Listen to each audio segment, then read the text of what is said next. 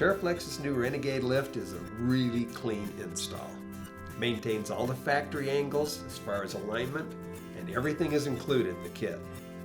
Let's start by getting the Jeep up in the air, enough to allow the wheels and tires to be removed. Use factory lift points and, be careful and all the things like that. With the wheels and tires removed, we'll get started with the front by removing the wiper arms. We need to take the wiper arms off so that the plastic cowl cover can be removed. Use a 17mm on the wipers.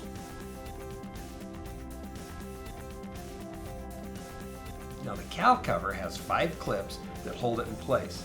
A couple of Christmas tree style clip retainers out at the ends, and the rest are the pop up in the center, then remove the clip style. Move down to the wheel and release the brake line retainer clip, then pull the brake line free.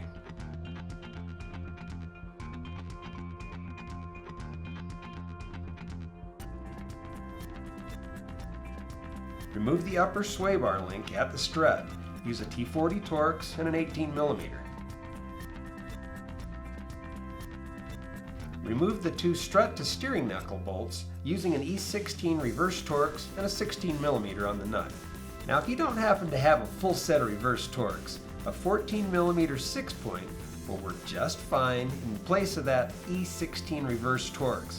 Move to the top of the strut tower, still on the driver's side. Now for better access to the strut bolts, remove 2 of the wiper regulator bolts using a 10mm and just move it out of the way. The strut tower bolts are an E14 reverse Torx or that 6.11mm alternative. P.S. Hang on to the strut, it's going to drop free. With the strut out of the way, it will be much easier to remove the lower sway bar link end. Use a T40 Torx and an 18mm end wrench.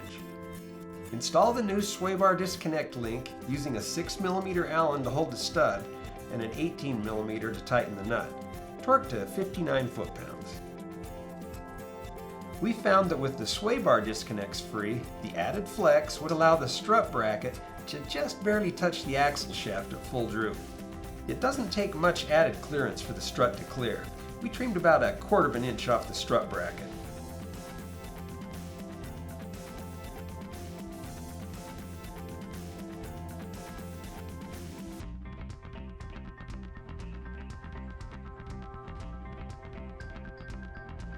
Hey, we're ready to bolt on the upper strut spacers.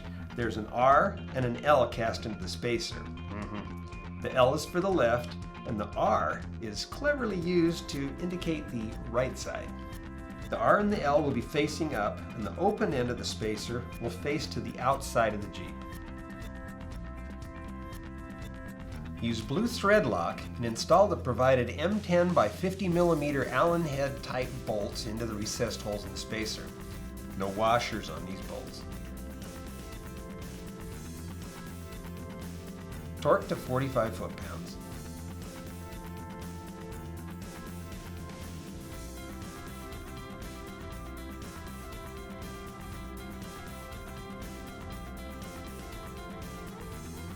Now if you can scrounge up a little assistance, it'll really make the installation of the strut tower bolts much easier.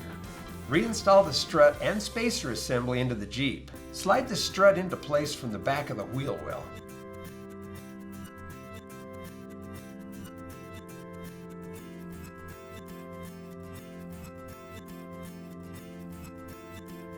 Use the factory bolts and torque them to 45 foot-pounds.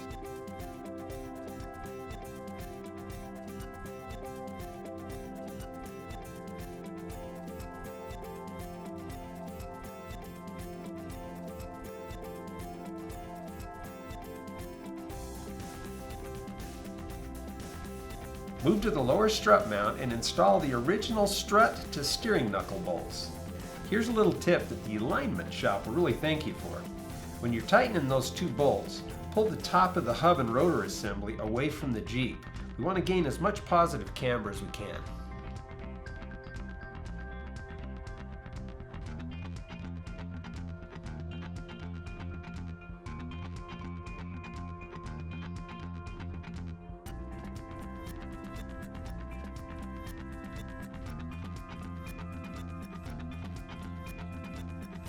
Torque the bolts to 75 foot-pounds, then go another 90 degrees for the final tightening sequence.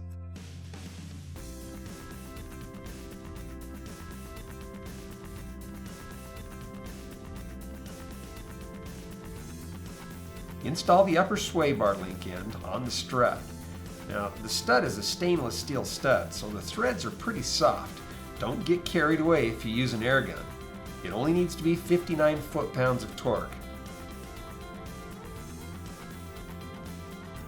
We'll wait on sliding the link end onto the stud, mostly because it'd be pretty tough to do with the other side still connected.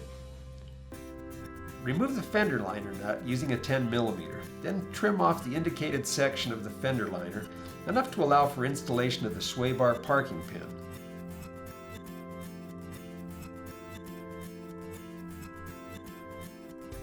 We provided a handy template that will give you a guide to the drilling and installation of the nutsert. Push the template onto the stud you just removed the nut from and let it rest on the ABS line bracket.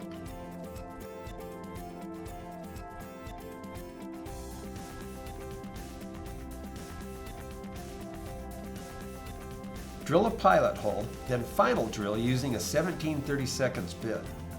Then install the nutsert using a 9/16 and an open end 5/8. If you got a little overzealous with the drilling and the nutsert doesn't fit tightly into the hole, it's okay to pre-crush the zert just a little bit to tighten up the fit. It's a lot easier to install the nutsert if it doesn't spin in the hole you just drilled.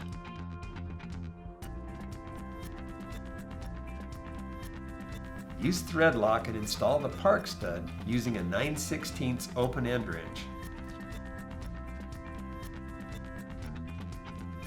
Reattach the brake line and ABS lines to their brackets, then move to the other side and repeat the process.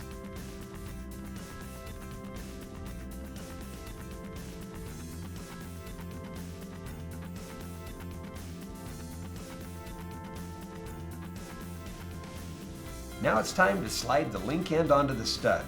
It's a tight fit, so you should probably use a little grease on the stud. Install the 3/4 inch washer and the bow tie pin.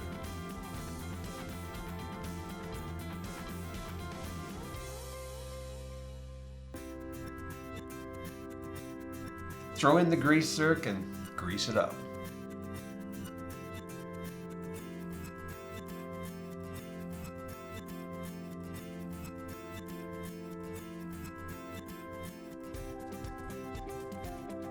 With both sides of the front installed, reinstall the cowl and wipers. Make sure to position the wipers correctly and tighten using a 17mm. Move to the rear and remove the inner fender liners. 5 screws, 4 10mm nuts, and 1 high-quality plastic nut.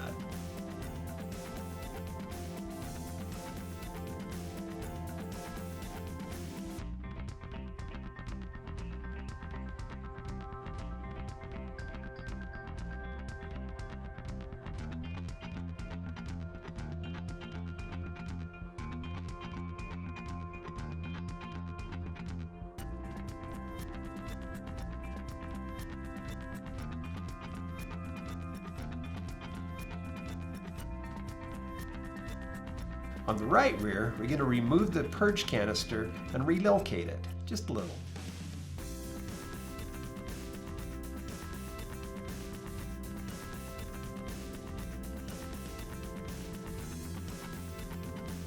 There are 3 nuts holding the purge canister. Remove them using a 10mm. Now, after the lines and electrical connectors have been disconnected, just set this canister aside for now.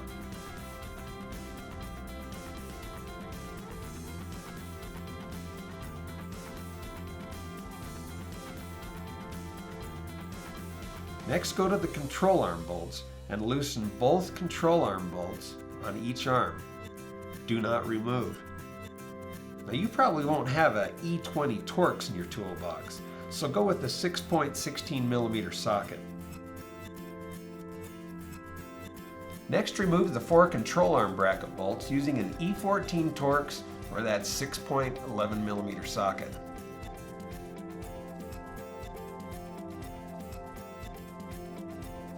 The exhaust is supported by two brackets. Remove the bolts and let the bracket hang. Support the rear differential, remove the 4 subframe bolts that support the rear end. Use an E20 Torx or your trusty 6.16 millimeter.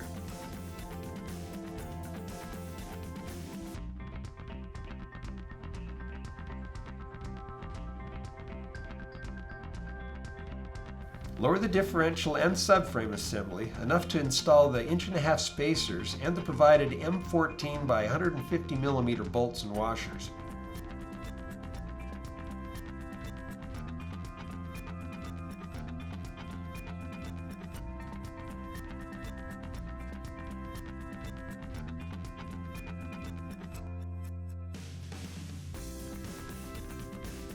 When all the subframe spacers and bolts have been installed, final tighten to 100 foot-pounds using a 22 millimeter socket.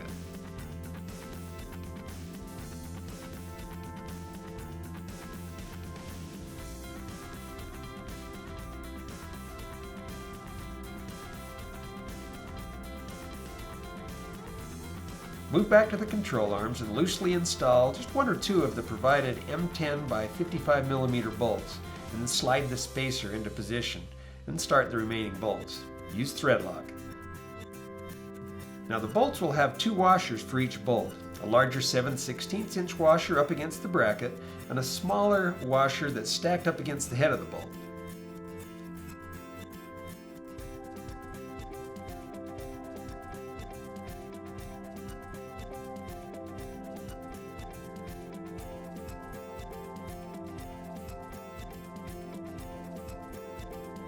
Before final tightening, position the control arm bracket toward the rear of the Jeep as much as possible for better alignment results.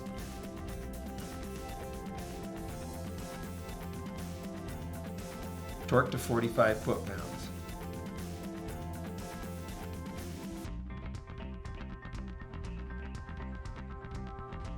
Don't tighten the control arm bolts yet. The axle is at full droop and we don't want to load the bushings. Brake lines and ABS lines are supported by a bracket. Remove the mounting bolt using a 13 millimeter. Use thread lock and install the 1-inch spacer and hardware. Final tighten.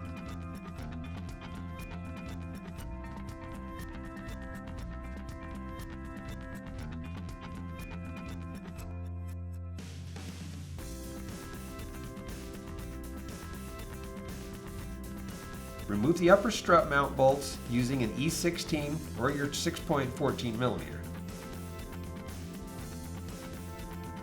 The strut will drop enough to easily swing out of the way enough to allow the installation of the upper strut spacers.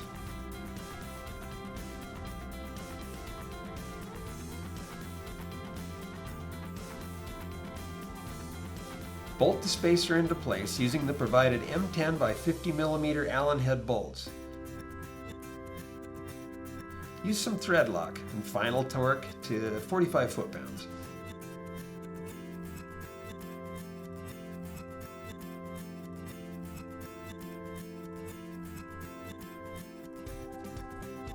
Next, push the strut down, then back into position. Install the original bolts using some blue thread lock and torque to 45 foot-pounds. Move to the other side and do it all again.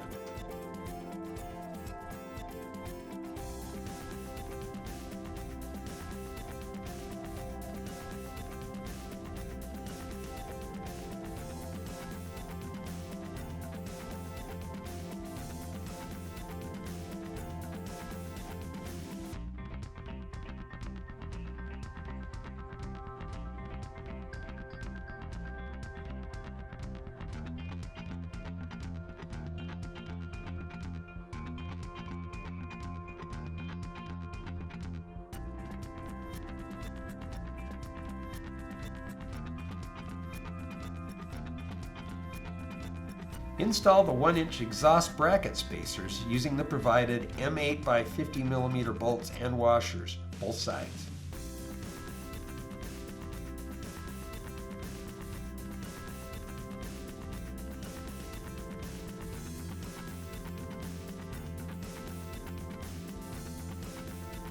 The charcoal canister relocation bracket is pretty easy to install. Just use the supplied M6 nuts and the original nuts on the bracket studs.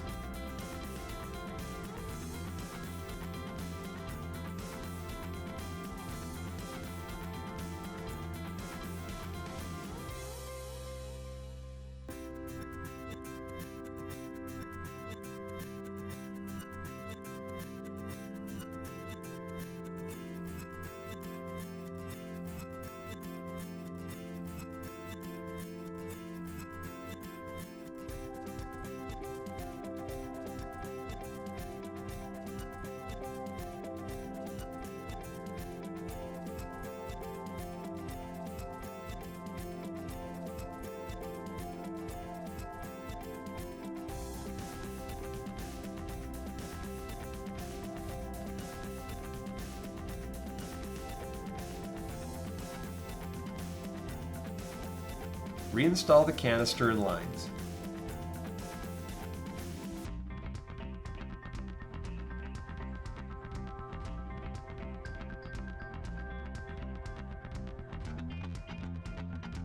The driveline uses a carrier bearing. We want to continually support the driveline, so loosen both carrier bolts, but only remove one at a time. Use an E14 or your trusty 6.11 millimeter socket. Install a 3/4 inch spacer on one side with the longer M10 by 45 millimeter bolt, then install the second spacer while the driveline is being supported. Tighten using a 17 millimeter.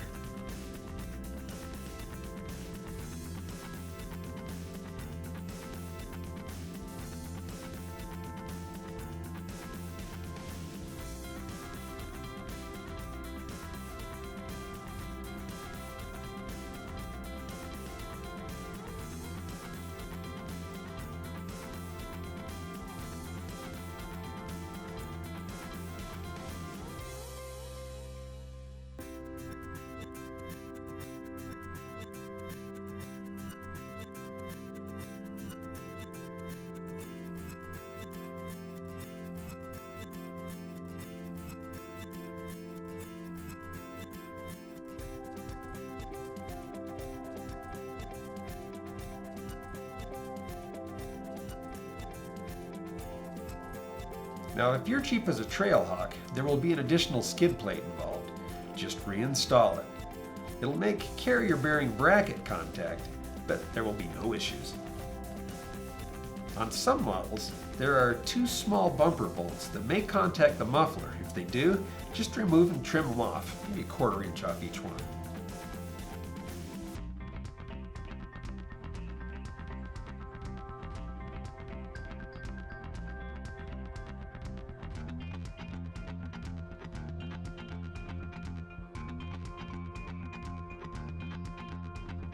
Another potential clearance issue may be solved by simply shifting the rear section of the exhaust forward.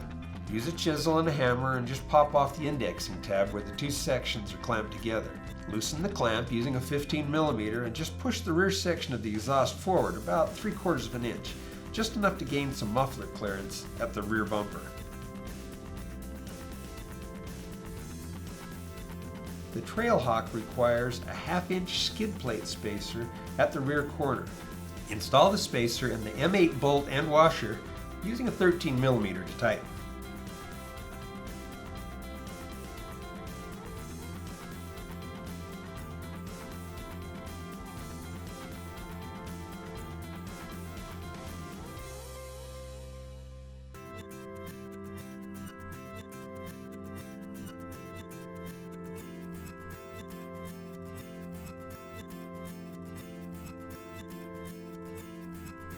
Reinstall the fender flares,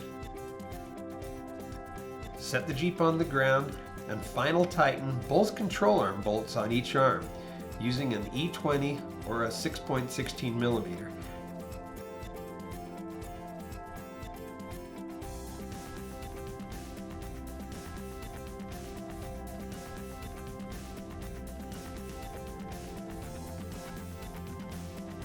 That ought just about do it. Go out and get it aligned and, I don't know, go out and hit the trail.